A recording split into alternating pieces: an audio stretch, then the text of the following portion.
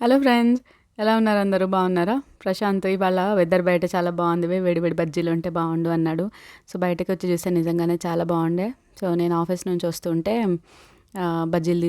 మిరపకాయ బజ్జీలు తీసుకొని వచ్చేసా. వీళ్ళు బజ్జీ పైన అదేంటో మిరకాయ అని రాశారు, మిరపకాయని, వేస్ట్ ఫెలోస్. నేను ఇంటికి వచ్చి అవి కట్ చేసుకున్నా, స్లిట్ చేసేసుకున్నా మంచిగా. దానిలో ఉప్పు, ఇంకా ధనియా పౌడర్ ఉంటుంది కదా, అది కలిపేసి మంచిగా రుద్దేసిన వాటికి అన్నీ కలిసి పక్కన పెట్టేసుకున్న. తర్వాత శనగపిండి తీసుకున్న 2 కప్స్. దాంట్లో కొంచెం మళ్ళీ ధనియా పౌడర్, కొంచెం పసుపు, కారం, ఇంకా ఉప్పు అండ్ జీలకర్ర పొడి వేసుకున్న.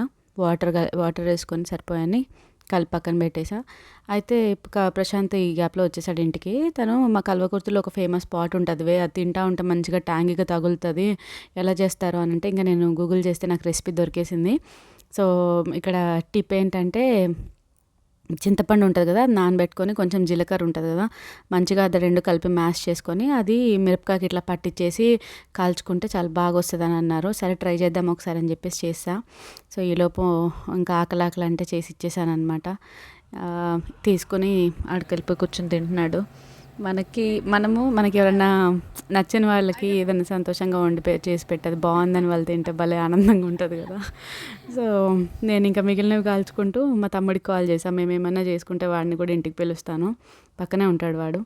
సో నేను ట్రై చేద్దామని చెప్పేసి నేను తిన్నాను, చాలా బాగా వచ్చింది. తింటుంటే ఆ ట్యాంగీగా తగిలింది బాగానే.